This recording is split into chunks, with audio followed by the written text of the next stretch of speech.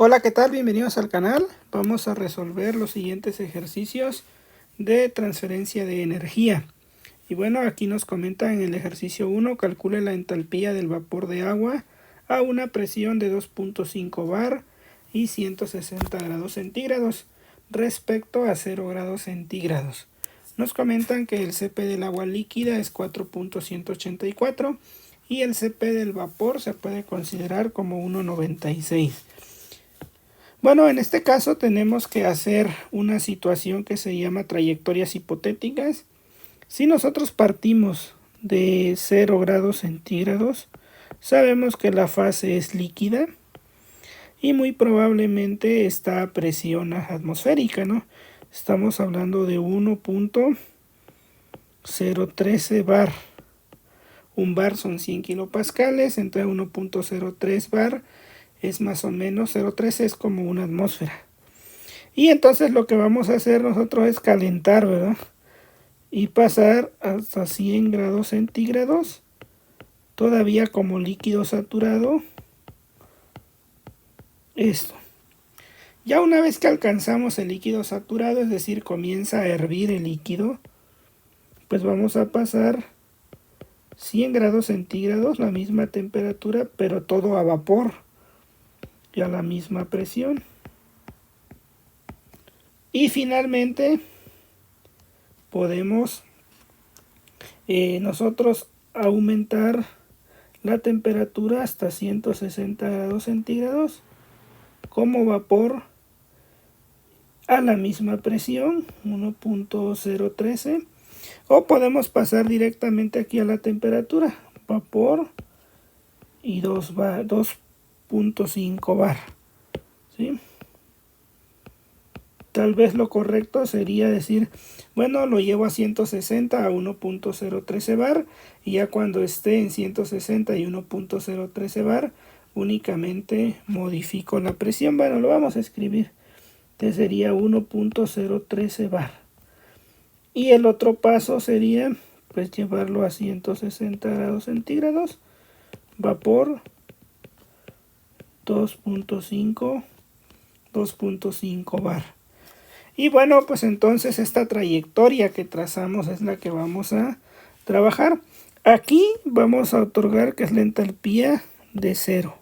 ¿Sí? Esta es una entalpía de 0 kilojoule por kilogramo. Entonces nosotros vamos a calcular, esta es la entalpía de referencia, vamos a calcular una delta H1 que le vamos a llamar. Aquí vamos a calcular una delta H. Bueno, digamos que esto es el 0, ¿no? La referencia es 0 kilojoule por kilogramo. Y la primera etapa hipotética que suponemos es que lo vamos a calentar. Entonces aquí tenemos un delta H1 o una entalpía específica, ¿sí? Con respecto a 0 grados centígrados. Aquí tenemos una entalpía que se llama de vaporización porque aquí ya hacemos el cambio de fase. Aquí vamos a tener una delta H2 y una delta H3. Entonces aquí vamos a calcular primero delta H1. Sería el calor o el Cp por la temperatura menos la temperatura de referencia.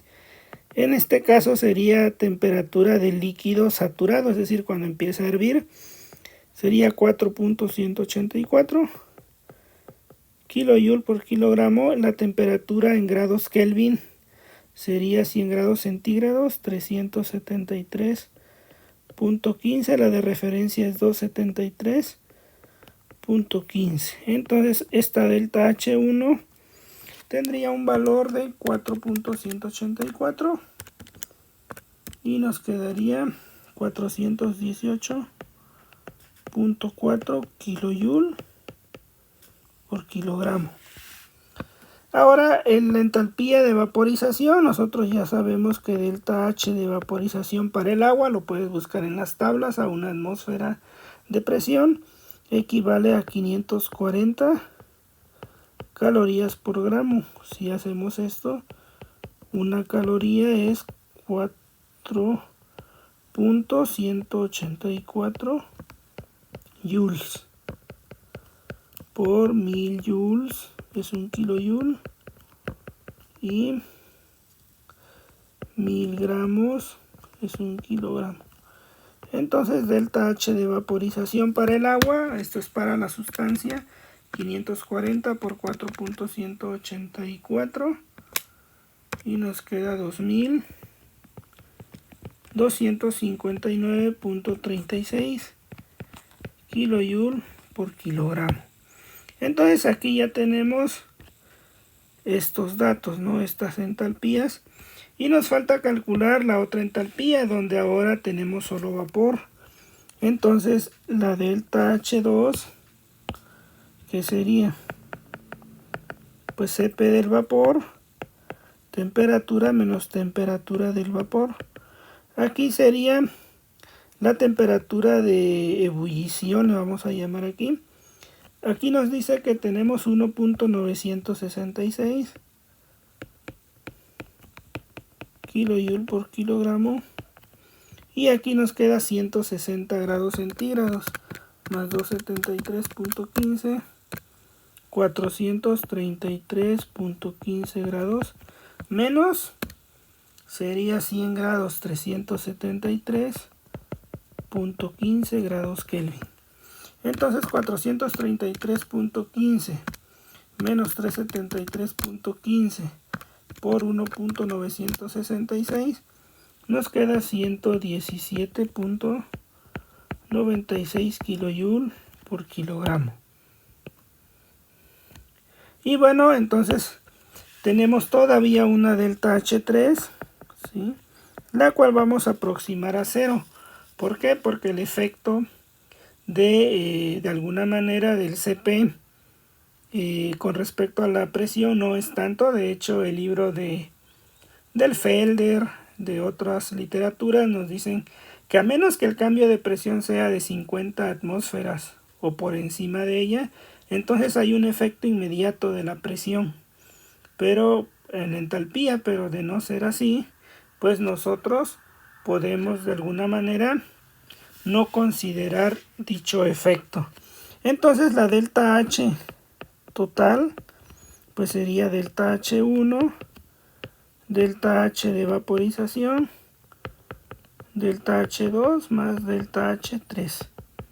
Y bueno, sumando nos queda 117, 2259.36, 418.4 nos da 2795.72 kilojoule por kilogramo. Y esta sería la respuesta correcta o una respuesta adecuada. Bueno, si tú quieres comprobar esto, también lo puedes hacer aquí en internet. Hay una herramienta que se llama Toolbox. En Toolbox tienen las temperaturas de equilibrio líquido, vapor, y nos vamos a ir a vapor sobrecalentado. Le vas a colocar la presión de 2.5 atmósferas y la temperatura de 160 grados centígrados. Y como puedes ver, te da 2786. ¿Sí? 2786, ligeramente el valor se aproxima a lo que obtuvimos, 2786, como por una diferencia de 9 kilojoules. ¿Ok? Es porque probablemente no estamos tomando en cuenta pues esa corrección de la presión, pero los libros sugieren que ese cambio es relativamente pequeño.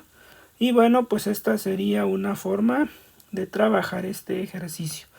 Vamos a hacer el número 2, y es una aplicación más directa. Nos dice: determine el calor que debe suministrarse a 300 kilogramos de agua líquida para elevar su temperatura de 30 a 90.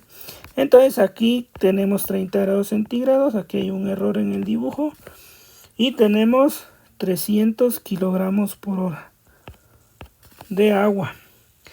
Entonces nosotros tenemos que ser críticos. ¿El agua a qué temperatura hierve? A 1 atmósfera. Pues la temperatura de ebullición del agua son 100 grados centígrados.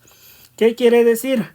Que prácticamente este proceso va a ocurrir en estado líquido. O sea, tenemos el agua en estado líquido y por ello nos da el Cp del agua líquida nada más. Si fuera 120 grados o algo así, ya tuviéramos que utilizar la cantidad de calor del vapor. Pues bueno, ¿cómo lo vamos a resolver? Pues vamos a calcular la entalpía específica en cada punto. Entonces, si tú haces un balance de energía, pues sería la entalpía 1 multiplicado por la masa 1, ¿no? Por el flujo molar. Es entrada. El calor que entra aquí, pues sería más Q. ¿Sí? Y aquí sería la entalpía 2 por el flujo 2. ¿De acuerdo? Como es un intercambiador de calor, haz de cuenta que tienes un vaso dentro de otro vaso. Entonces, en realidad, esto nada más proporciona calor. Entonces, el mismo flujo de los 300 kilos en un balance, pues va a ser igual si hacemos un balance de M1 menos M2 es igual a 0. Eso implica que el flujo 1 es igual al flujo 2 e igual a 300 kilogramos. ¿Qué quiere decir?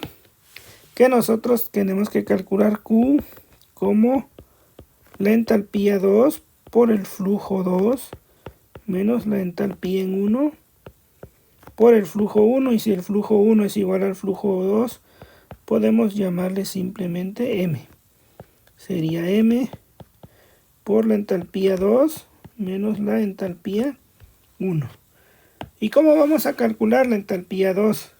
Pues la entalpía 2 es a 90 grados centígrados y nos dice que tomemos como referencia el 0. Entonces la entalpía 2 sería Cp de líquido, temperatura menos 0 grados centígrados.